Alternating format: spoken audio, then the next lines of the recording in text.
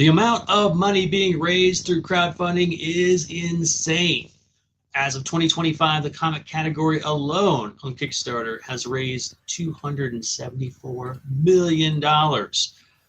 Fortunately, not every campaign is successful. In fact, only 42% of all Kickstarter campaigns actually succeed. However, we are learning what makes the most successful campaigns rise to the top, and we're going to pass that knowledge on to you. Today, Destiny will choose 3 indie comic campaigns for us to look at and review. By the end of the show, we will choose who we would give our money to based off of that pitch. Watch to the end, see if you agree, because we're not always right, but damn, we get really close, like most of the time. So guess what? Let's spin that wheel! There can be only one.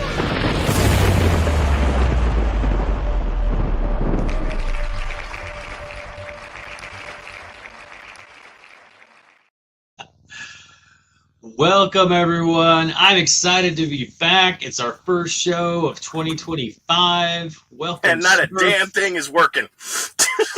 And, not a damn thing is working over there, apparently. But you're here. I'm here. You got your coffee. You're ready to go.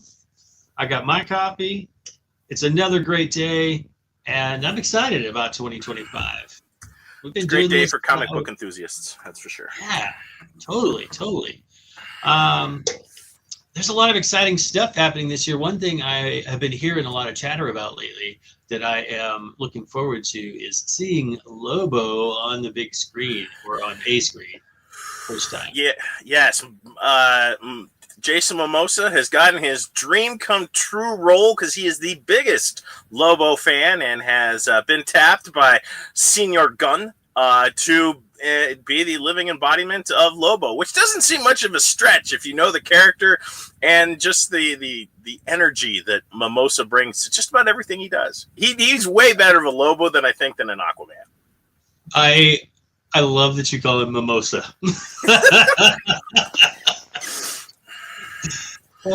Come on, everything about that man just says stiff drink. Jason Momoa. So, yeah, that's quite the. Have you watched Creature Commandos? I have seen a couple of episodes, and it was really good.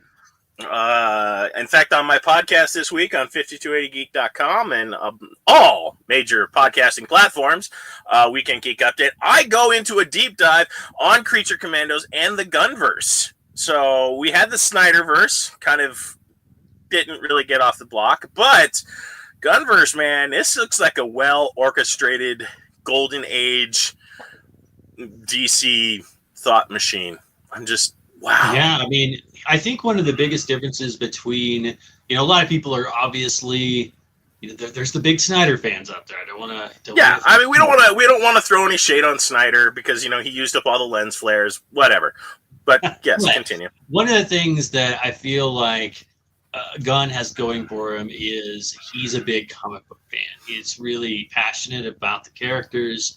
He pulls in a lot of deep dive.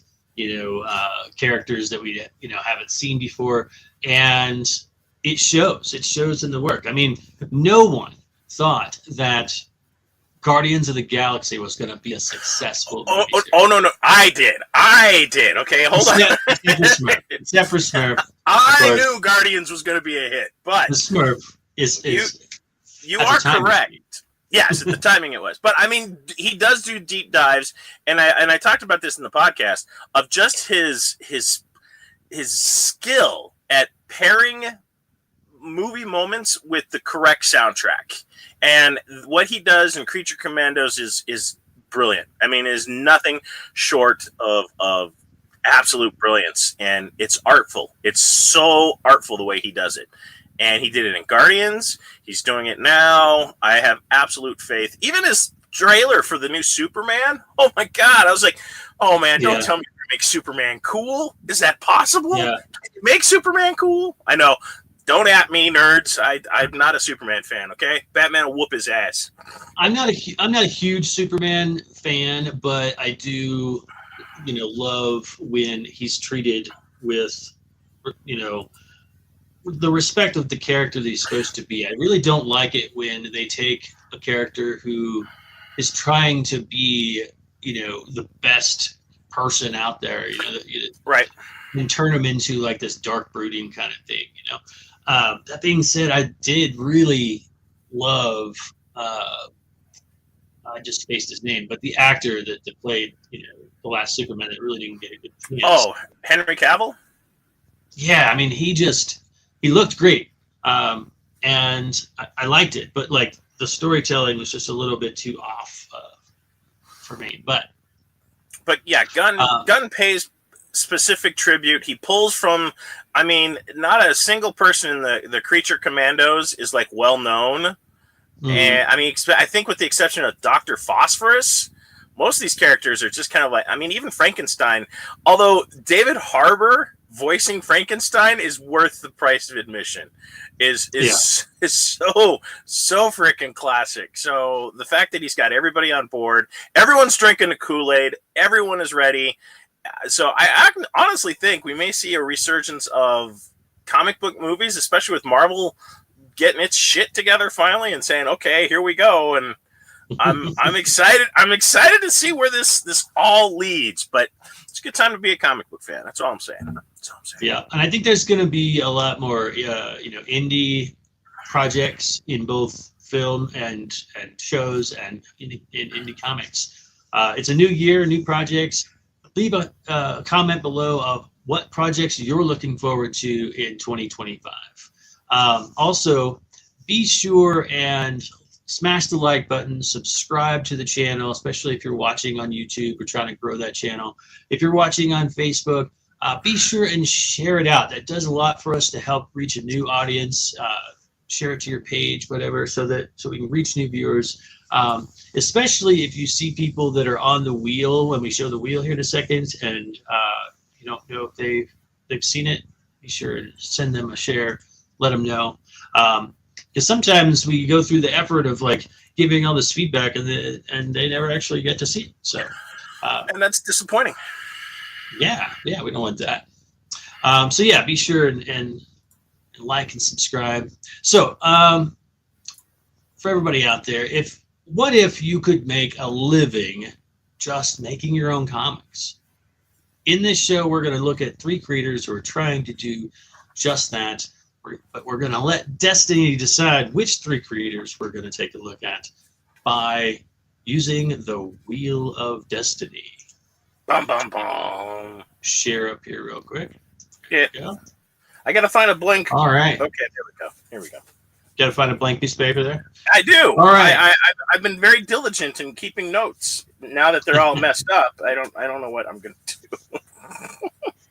So as always, you can submit your live campaigns to the Action Line Studios Facebook page. We always have a post up where you can make it. There's also, this post gets shared out to a lot of the Facebook groups, but most of it happens right there on Facebook. However, if you're watching on YouTube, you can always leave your link in the comments below, and I'll get notified of that as well. But let's take a look at who is on the wheel before we spin that wheel. First up is our friend Jerry Cooley with a new book out called Bounty. Next up, we have Worthy Chaos Devastation. Annabelle, trade paperback from Todd Rayner. Another returning book, Mega Maiden. The Night Slayers. Banshees Motorcycle Club, #1. And Ice and Bone, #1 and 2. It's exciting to me because I recognize almost every creator on this list as either being on the show before or just someone that I've seen in the creative circles. So it's kind of cool to have that. But I think it's time. Let's fucking go! There can be only one Highlander type Is it time? situation. Is it time? Behold, my wheel of Destiny! Pitter patter, let's get at her. Time to spin the wheel. All right, let's do it. First up, we have. Is it gonna stop? Dun dun dun! Banshees Motorcycle Club, #1.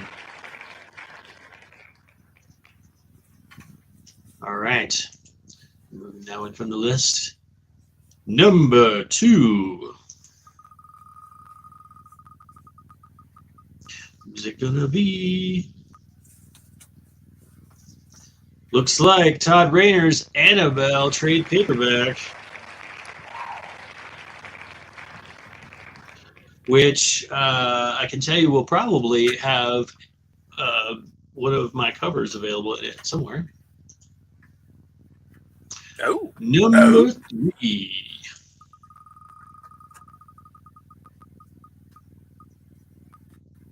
Okay, come on, where'd the chaos?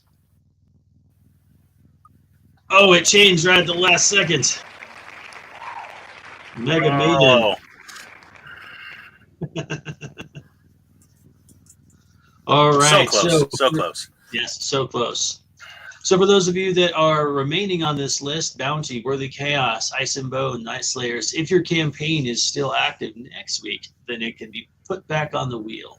So be sure and be ready to post your link to the campaign post up on Facebook. All right. So while I set up the first one here, what are you looking forward to the most 2025, Smurf? I don't know. That's an excellent question. I'm excited to see where the Transformers comic goes. I saw that there's a new Kickstarter for the collected Thundercats from Marvel, which was kind of neat to see. I do want to see Robert Downey Jr.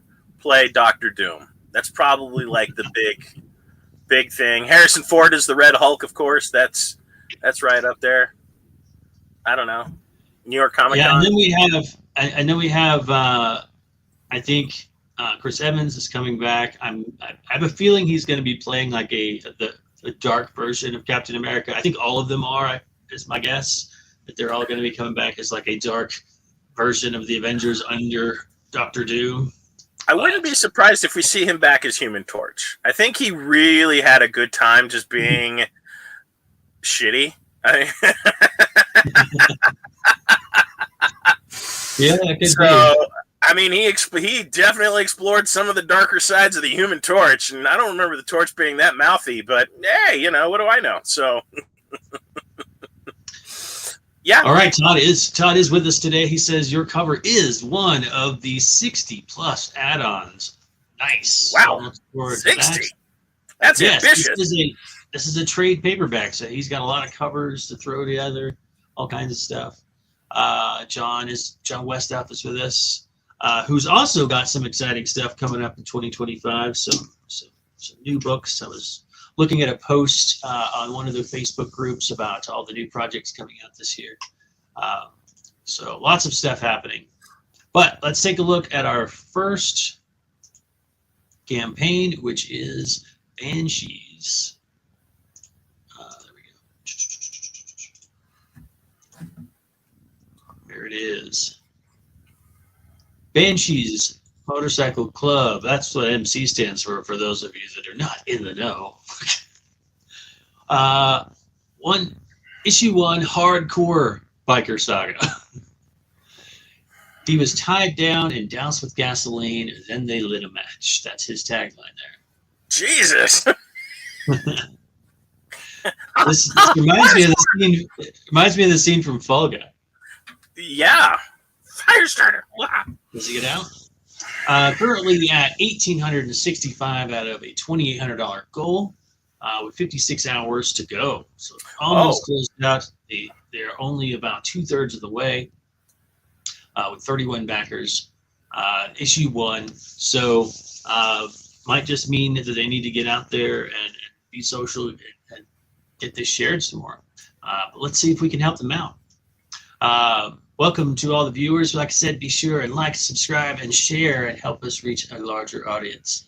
Let's check this video out and see what it tells us. Screen, there.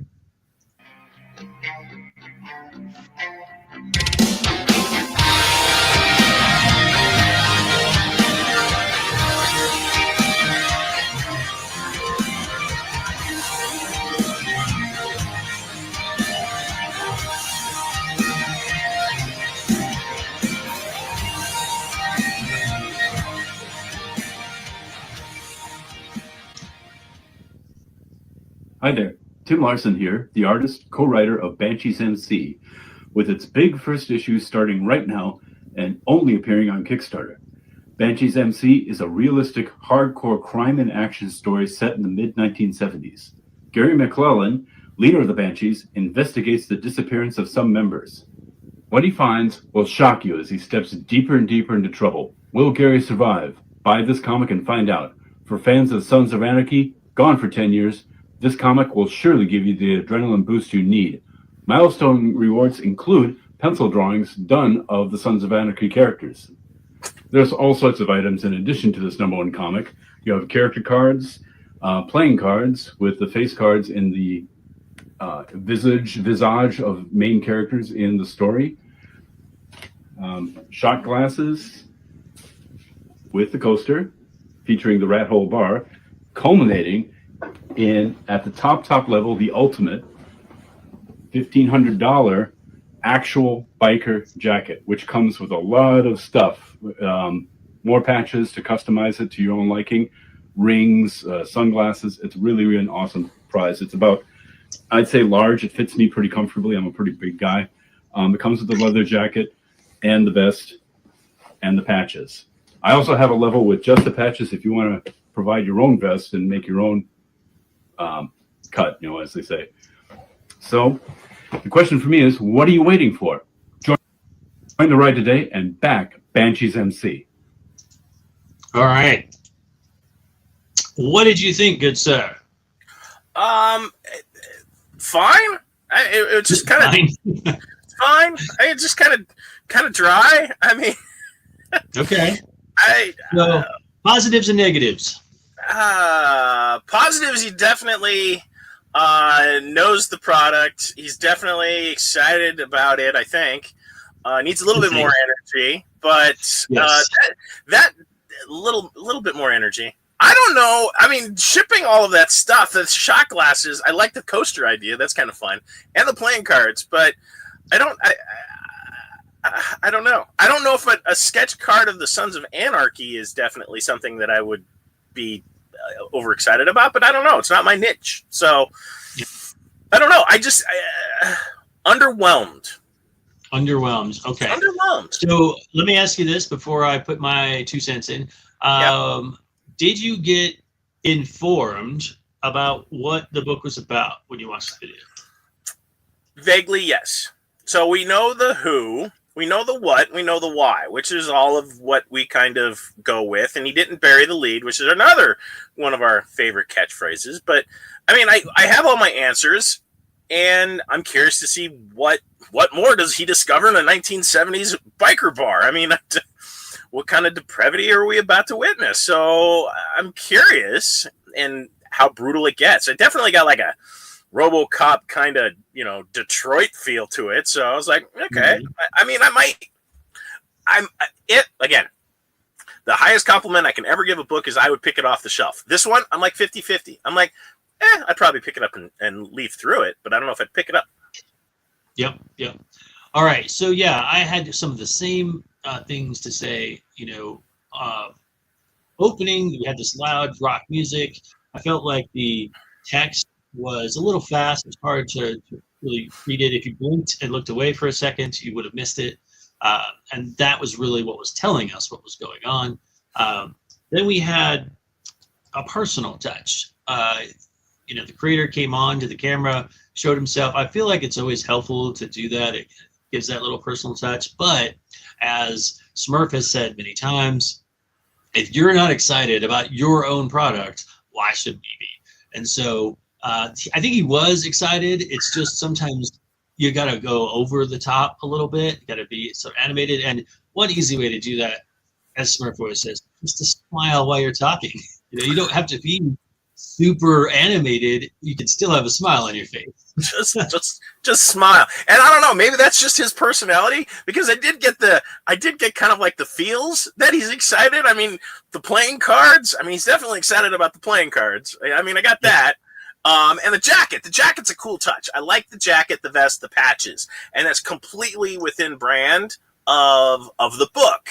So I do like that, and it does kind of hint. At least he did not go down a punch list of all the different things available, because that would have just been torturous. But the key points definitely got my attention. That okay, if that's 1,500, and patches are available. He definitely did the focus on the right items for his pitch. So that would entice me to scroll down. So mission accomplished there. But yeah, just a smile, buddy. Just give me a little smile. Give me some pepper. Give me some pepper. Give some pepper. I will say this. I think that is swinging for the fences with this ultimate goal of the jacket and the patches and the $1,500. I love that you have that on there. And here's where I feel like there's a challenge, a little bit of a disconnect with selling the book and the target audience, right? I feel like the creator, his name's going to scroll up here, Tim. I feel like he knows his audience. He's like, hey, I'm making all these things, shot glasses and biker jackets with patches for a specific target audience. He's like, I know biker people will like this, right? However, how many biker people read comics?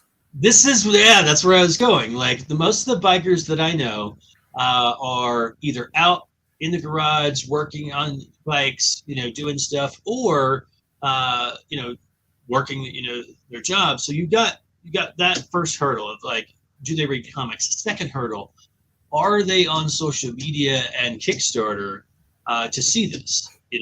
Like, are they big enough fans that they're actually going to find it on Kickstarter? Or are you going to have to go to it? So if it were me and I was targeting this specifically to that audience, I would take something with a barcode, like a scan code, QR code, and a little flyer that's like, hey, I'm making this biker comic. It has all these cool things. Maybe on the back it shows all the rewards. And then I would just take it to them so that all they got to do is like scan it, and it takes them right to Kickstarter. I would take it directly to wherever they, hang out, and if you're in that world, he's from Santa Barbara, California. That's probably, There's probably a couple biker bars that, I know a couple in town. I've been to a few. So yeah.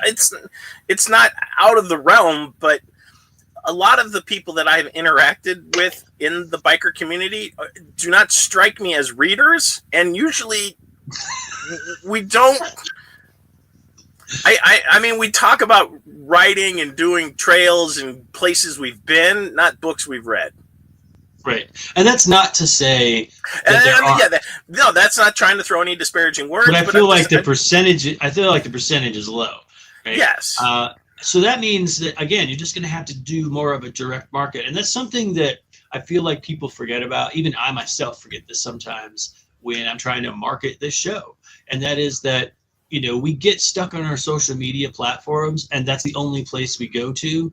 We're like, hey, I'm gonna make another post about my Kickstarter campaign, and you're just hitting like the dead wall of algorithm over and over again. Instead of just you get stuck in an algorithm wheel of death, and you can't. Yes. And it's hard to get out of it. It really is hard to break the algorithm. Because one of the things that I think Smurf has mentioned this many times on the show as well is that we highly recommend like getting out and going and to like a comic shop, or in this case to a biker bar or whatever, and saying, hey, this is the thing that I'm doing. Here's some free flyers that have the scan code on it, and really connect with people in a different way other than just posting. You know what I mean? But in this case, I feel like being at 31 backers means he needs some marketing support, whether it's direct or more work on Facebook. But the idea is cool. Like the art looks cool.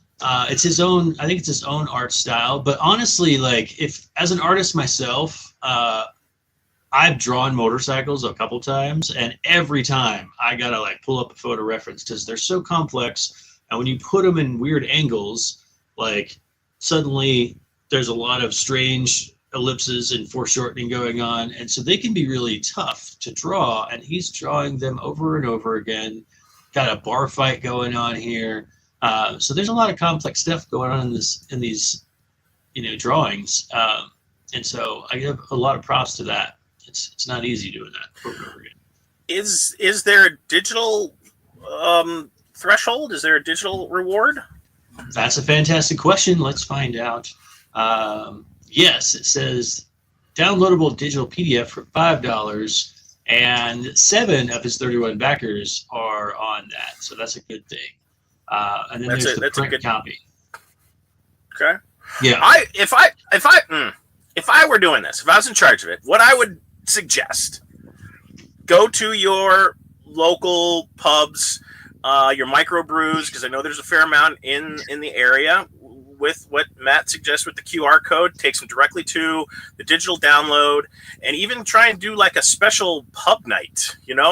Get everybody involved at the bar, and I think you might be able to get over that hump right now. Because I mean, that's, again, I don't know where else you would reach at this point. Because I don't know if a comic book shop would come through enough for you. You need to break the algorithm. There you go. Break the algorithm. Yep. There's a new catchphrase. Break the algorithm. Break the algorithm. Break it. Yes, absolutely. And you got to try different things. Sometimes there's a term for this that I always forget, but basically it's about us doing the same things over and over again, even though it's not working, because we've already invested so much energy and time into doing it that we don't want to start over. So like social medias are great that's a great example of that. It's like you've spent all this time trying to build an audience. You don't want to go somewhere else and try to build a whole new audience, but yet you're not getting any traction from this old social media, but you keep hitting it, instead of trying something new. And that's the definition of insanity, sir. Continuing to do the same thing over and over again and expecting different results. No, that's the definition of insanity. So I think we've got a great looking campaign, nice looking art. I think it's a cool idea. I don't really see enough, biker type, Sons of Anarchy comics. So I think it's cool. I mean, I looked at it and I thought, like, okay, so it's a dirtier biker mice from Mars. All right, I can get in on this. I just think you're appealing to the wrong. I don't know. I'm mulling it over. I'm thinking about it. Chris is on the ball with me. He's on the same wavelength. So yes, the term I was looking for is the sunk cost fallacy. There you go. I always forget. I know what it means. I have the concept, and I am, like I said, I'm guilty of it just as much as anybody else, because you get comfortable and you don't want to start all over. But sometimes it's the best thing to do. All right, moving on to the next one. Let's see if this one's going to just let me hop on over. Share this tab instead. Yes. All right. We've got Annabelle, Traversing Deeper, trade paperback. Trade paperback connects Annabelle issues 1 through 4. Will Kerr and his evil ways prevail? Can Annabelle survive? Find out below. Right? So, I know Todd has seen this show a few times, and so let's see what has been applied and how this is doing. Currently, he's about to hit goal. 12 days to go. He's got a low goal of $500, and he's at $372. So let's take a look at the video. Full screen.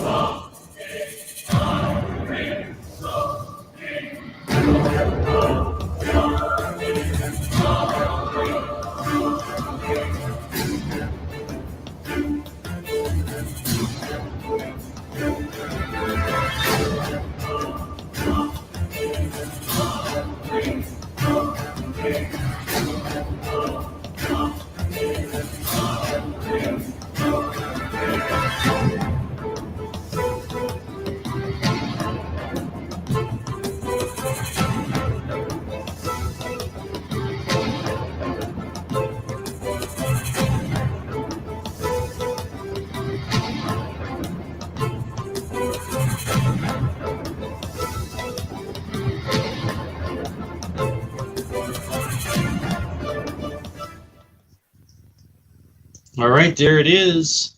What did you think, sir? I like the pacing. The music is captivating. I like the variant covers. I mean, I saw boobies. Yay, boobies! Extra points. And- Ding, ding, ding. Ding, ding, ding, ding. Extra points. Achievement granted. I do like that the air is filled with dragons and magic. I thought that was actually a very cool tagline. I like that, but I don't have any clue who any of these people are. Annabelle, force of good, force of evil. I mean, the guy with the wings I kind of think is a bad guy, but looks like it could be his boyfriend. I don't know. So lots of questions. lots and lots of questions. But I think the premise is neat, but I don't. Ruh-roh. Lost him for a second. I totally agree. Dragons. Here we go. All right, you locked up for there for just a second, but he's back. I totally agree. I feel like the vibe was fantastic. Like it really set the tone. You had the fire, you had the music, you had the chanting. It all felt very epic. But one of the things that you always want to try and keep in mind when it comes to storytelling is, or the pitch, is that some people are there because they want to connect in some way to the character. So if you have a character and you just use their pronoun, we don't really know. So if you say, a young teenage girl who has lost her family and has discovered, abilities, is now faced with this stuff. Will she survive? Well, now I know something about her. Can she save her sister? Now I have something I can connect to. Like a relative. Anything that you can put in there that lets people connect to the character is going to make them, more intrigued quickly. And I think that's pretty much what Smurf was trying to say. But the tempo was great. The music was great. I liked that it was short and sweet. Didn't drag on. But let's see down below what the information tells us in the campaign description. Let me jump back to this layout here.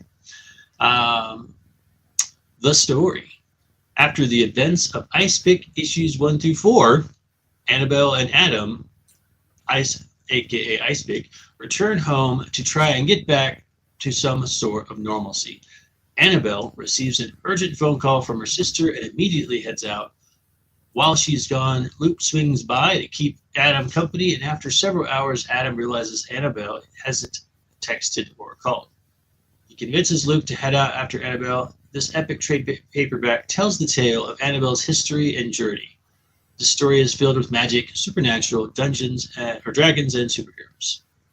Okay, so what did you get anything? Did you feel anything when I read that story description for you? I mean, yeah, kinda. I mean, I guess I'm right on the boyfriend thing. I guess. I don't know. Right. So again, if I could interject here, yes. Coming from a place of again the quick pitch, right?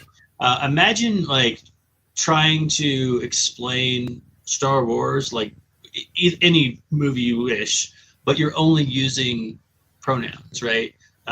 Luke Skywalker has to become a Jedi in order to save the Princess Leia from the Galactic Empire. You don't know what any of those things are. The only thing you can translate is that he's saving a princess, right? You don't know what a Jedi is. You don't know who Luke Skywalker is. You don't know what the Galactic Empire is, right? I mean, you can make guesses, but when you just use names, there's no connection. So if you said, it says Annabelle and Adam return home, right? Home from where? We could say that they are two lovers, right? Two lovers return home, right? Annabelle receives an urgent call from her sister. That I get. Makes immediately sense, right? While she's gone, Luke swings by to keep Adam company. Who's Luke? I don't know. Why does Adam need company? He just got home. Wouldn't he want to spend some time alone? I mean, right. Does Luke need a babysitter? Is Luke incapable of taking care of himself? Just wanted to keep him some company. Just wanted to Yes, just make him some tea. right? So a lot of times it's best to get to like the main things, like who they are as a person, not who they are as a name. What are they trying to achieve, and what stands in their way? Those are the big three things in every story, right? And so the who they are, gives us a connection. It lets us connect to the character. Say, hey, I have someone I care about that I want to protect. I can relate to that character, right?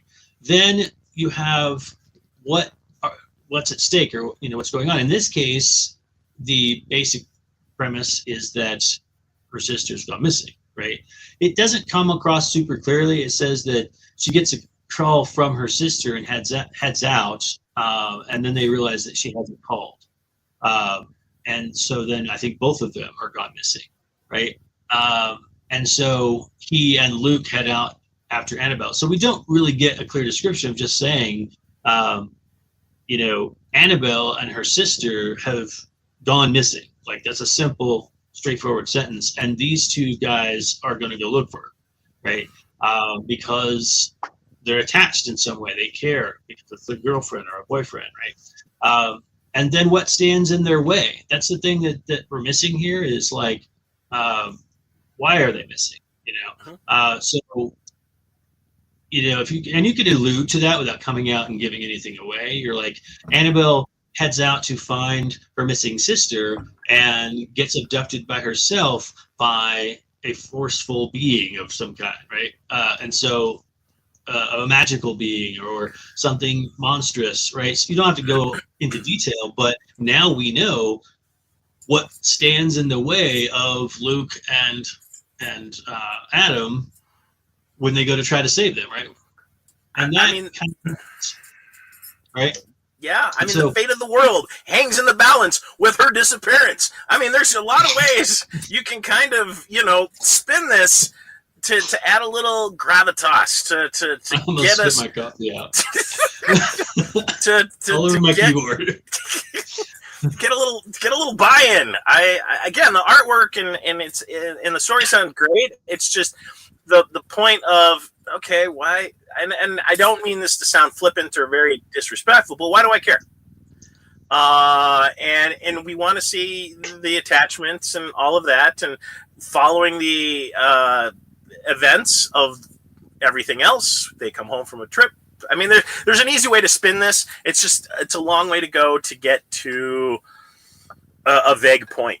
Don't vague post. Yeah, what I try to do is, you've all heard of the elevator pitch, but like I try to picture myself in an elevator with someone who's got the power to take my comic and turn it into, like, say, a movie or a show, a Steven Spielberg or something like that. And I try to imagine telling them in a sentence or two what my comic's about. I don't have time to say,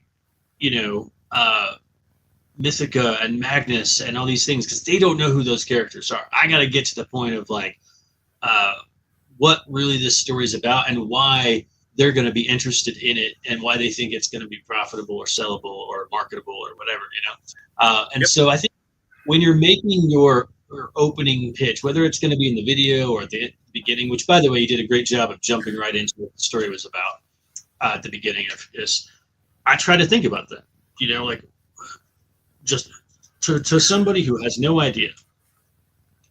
But looking farther, we've got tons of different covers, lots of different covers in here, some sexy covers. Those are always a bonus. We got some glimpses at the interior art, which looks great and colorful. Lots of dragons, right? So, that's the other thing too, Todd. You mentioned how you were trying not to give it all away in the description up above. However, if I scroll down, I can see that there's a dragon, right? So I might as well tell them at the beginning that, like, they get abducted by something and a dragon appears or something. Well, especially in the tag where the air is filled with dragons and magic. I think we kind of know that there's dragons involved. So Right. how are dragons involved? Why are dragons involved? Do they really care? Do they care about our feelings? Do they want to make us, pie? I want to know these things. Right.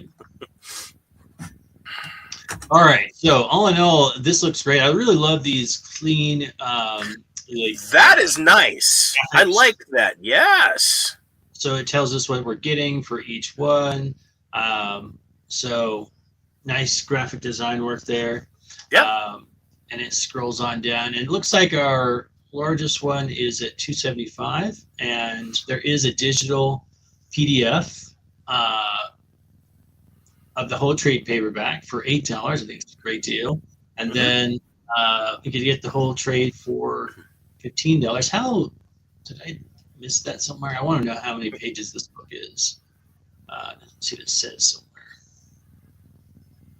After the events of Ice Big, blah, blah, blah, says same thing. Oops. Jumped back to the bottom. Just can't get clues. There it is. Over 80 pages, right? So. Okay. That's 80-page so giant, kind of the old school annual. Yeah. $15 for 80 pages is a great deal, ladies and gentlemen. So I would jump on that as quickly as you can. And then we've got other trade paperbacks with varied covers, apparently. So that's where I get a bit confused.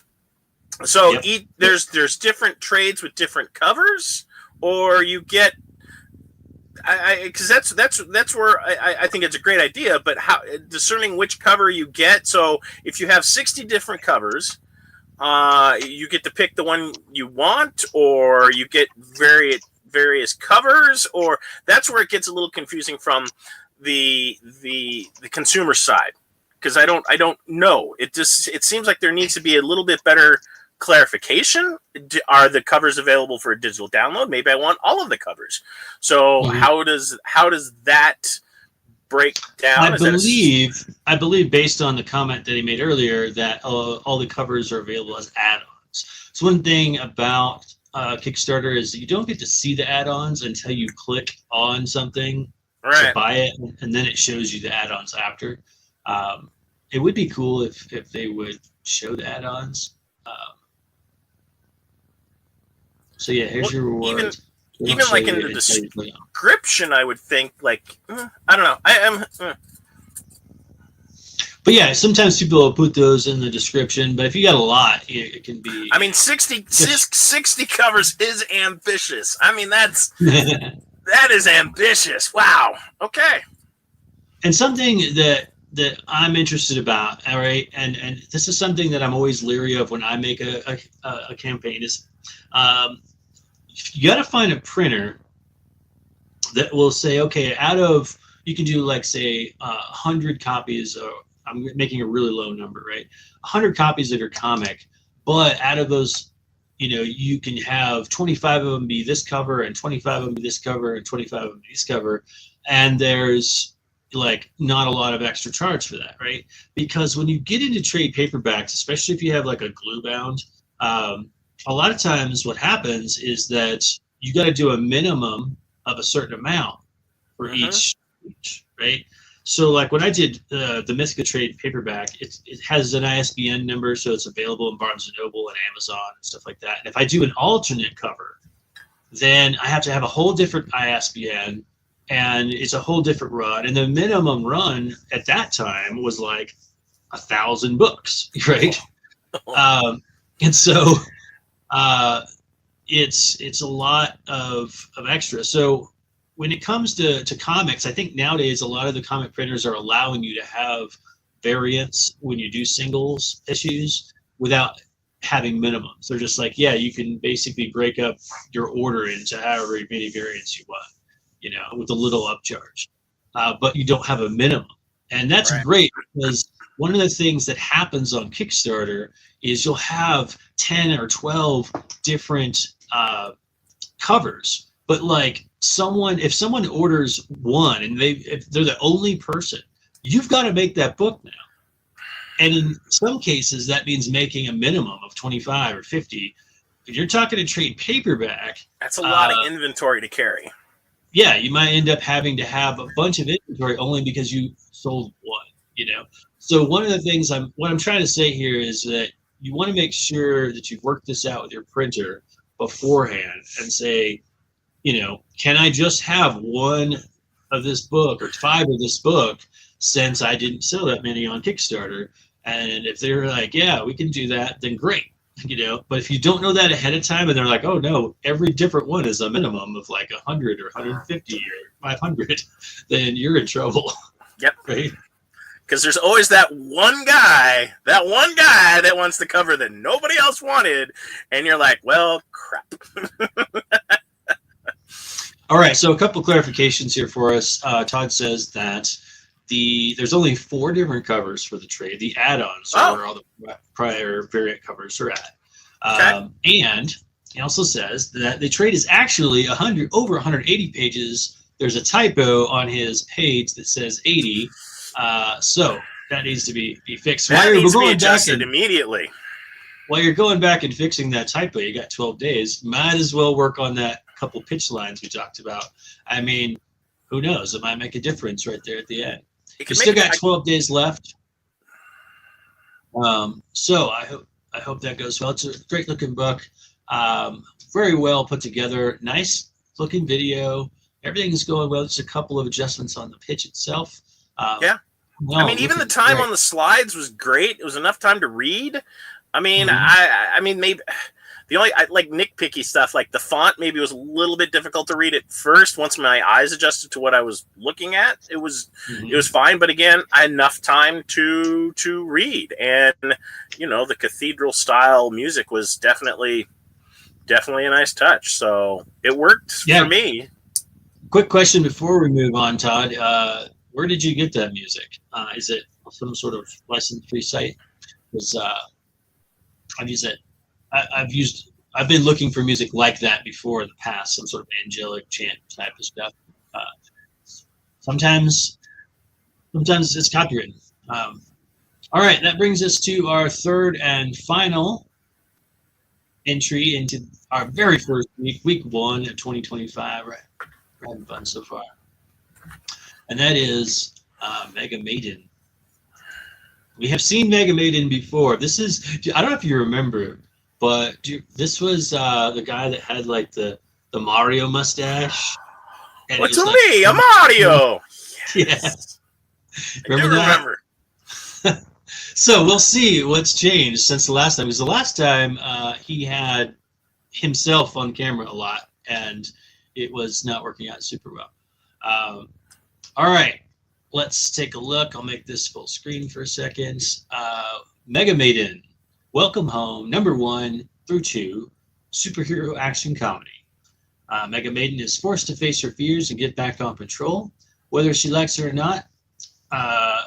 This is a 24-page comic by Andy Pinkard. They're a little over halfway of their $600 goal with 14 backers. All right, let's take a look at the video and see what it tells us. Yo, Andy here. I'm the creator of Mega Maiden, or as I have officially been taglining it for the last few years, America's super-powered sweetheart, Mega Maiden. Cheesy, yes, but I like it anyway.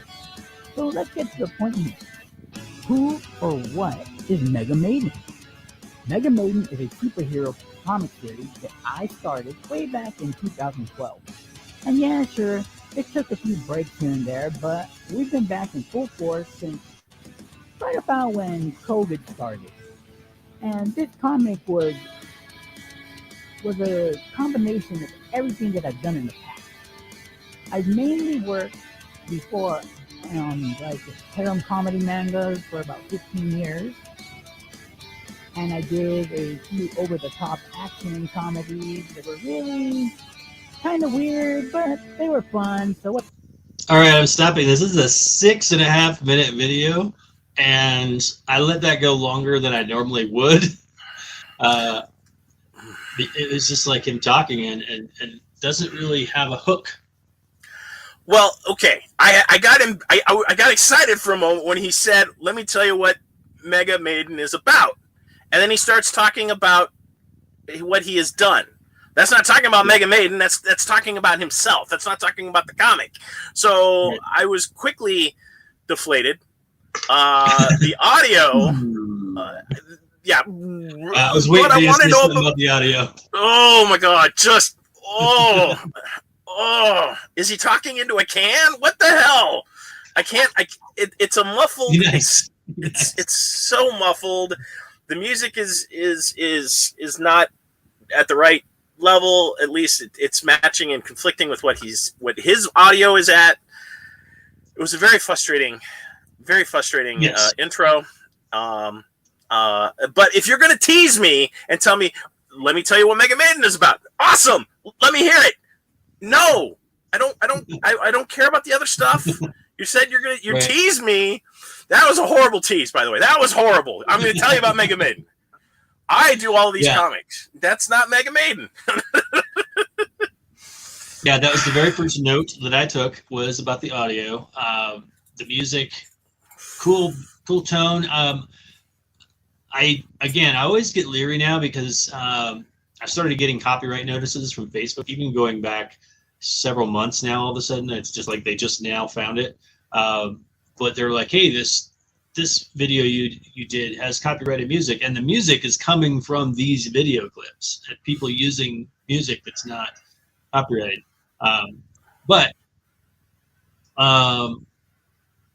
Yeah, the audio was like almost at the same level, so it was really hard to hear. I could still make it out. Now, to his credit, he did at least put subtitles so you could read what he was saying.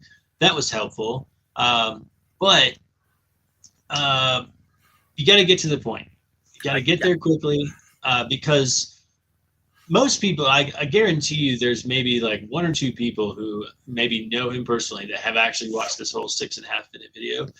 The rest of them, they're going to check out pretty quickly, right? Most people don't watch the full video even when it's a short video of like a minute or two.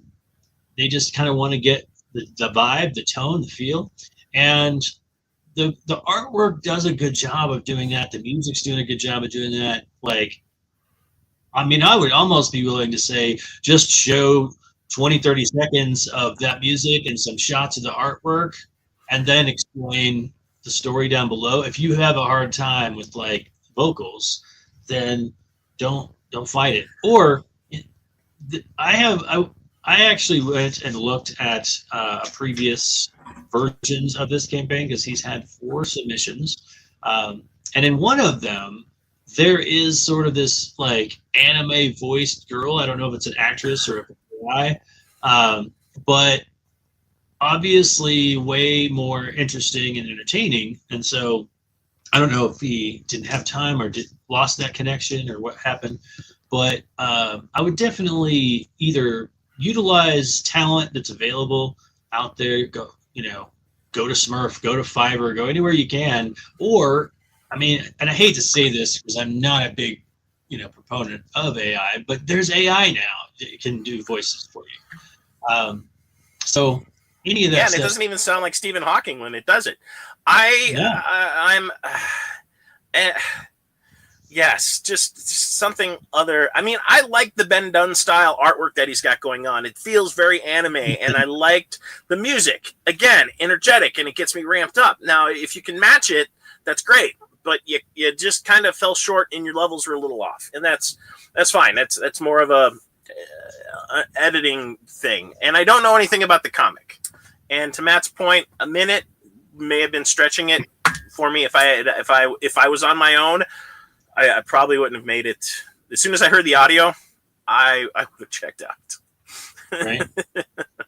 So, all right, let's see if there's what do we anything get? else to offer as tips with this. So in the video that we watched, we only watched so much. We didn't really get a feel for what the comic was about in that time. Maybe it was in there, but I didn't last that long. So now we're down into the story part.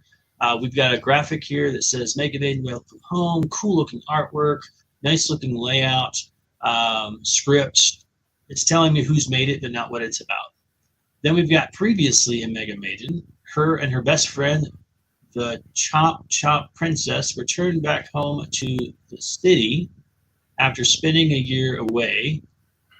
But their downtime is cut short when a new villain calling herself Mega Maiden starts terrorizing the community to call out Mega Maiden.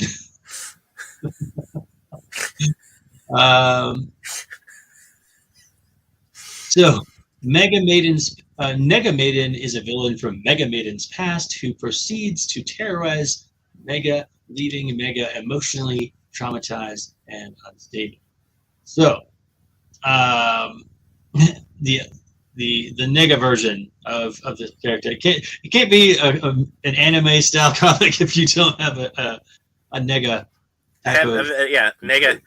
Nega Scott Pilgrim. Yeah, okay. Right. Okay.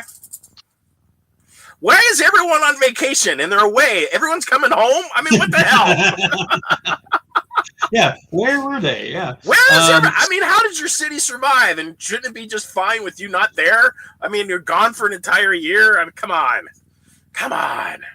Work with me. So apparently we have a hero character, Mega Maiden, who is going to face off against Nega Maiden.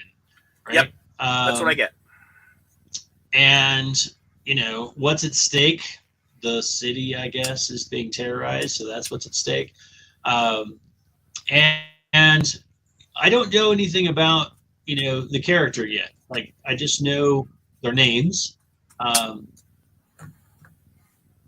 So that makes it, there are some occasions where you can get away with like, hey, look at this cool character I've gotten who has this ability and this power, or this robot. Look how cool this robot is, and this robot's going to face this big, monster. And it's just like a cool looking thing versus a cool looking thing. Okay, I'll watch. That's kind of like the WWE mentality. But in this case, it's like, well, I don't know what they can do. I don't know anything about them yet. But again, the story looks like it's drawn well, has a cool style, like the anime style. If you're, if you like that, I think you'll enjoy the look of this. I feel like their strength, honestly, is in the graphic design. When I look at these, look at this real quick. You've got nice, clean PDF, $5. This is like clean and easy to read. It's colorful. That's what I would say their strength is. Yeah, you're burying the lead there. You should have started with that. Because it is visually, it's fun. It's energetic. I like the colors. This is a very clean and fun approach. It's very same to we saw with Annabelle. I like the slides that you can kind of scroll through and see what's available for the different tiers. That's really really cool. And you start out with that, and at least you saved the bios for the end, which is also very helpful. Yeah, because most people, I hate to say this, most people don't care unless you have established a reason for them, to care, right? If you're cranking out great book after great book, then people start to go, hey, I want to know who this creator is. I want to know more about this person. I want to know who Neil Gaiman is, But until that point, they mostly just care about the product you're providing. So putting that kind of stuff at the bottom was a good move. So we've got a video that is got good energy, but hard to listen to, hard to make out what's going on, not super clear. And then we've got a pretty short, kind of unclear description, right? I feel like similarly to what we were talking about with the campaign right before it, just being clear in a sense that pretend that we don't know any of these characters are, Well, we don't. When you have a character that's a villain who just terrorizes for the sake of terrorizing, what's their motivation? Why are they doing that, right? That makes it more interesting. That makes us care. When a character is just evil for evil's sake, it's not very interesting, right? But when they're trying to get something back, or one of the favorite villains for a long time now is the cinematic version of Thanos, because so many people agreed with him. They're like, I don't think that's a terrible idea, No, they can sympathize with the antagonist. Absolutely, makes a great villain. Right.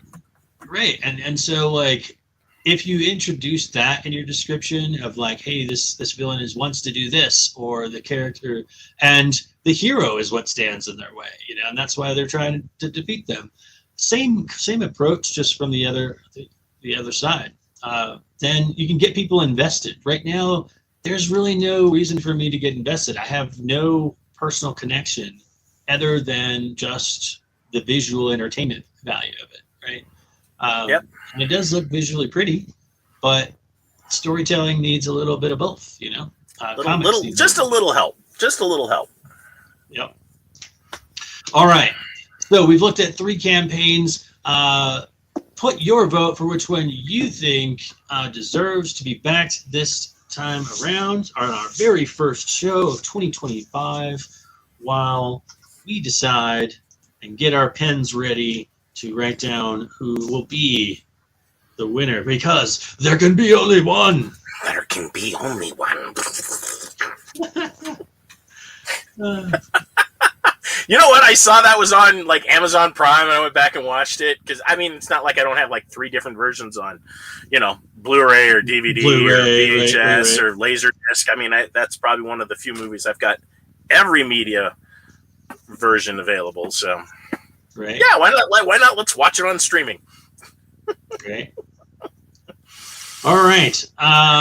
We're getting some great feedback. BMD Nerd says, if I had to buy one, it would be Mega Maiden. BMG, I'd love to know why. What was your motivation for that? Yep. Todd says, the pitch and the typo are already updated. Thanks for the feedback. That's great. I love hearing that. That is all perfect. Right, guys. I've made my choice. Have you made yours, Smart? I have made mine. All right. Then it is time for the drum roll. Are you ready? Let's see.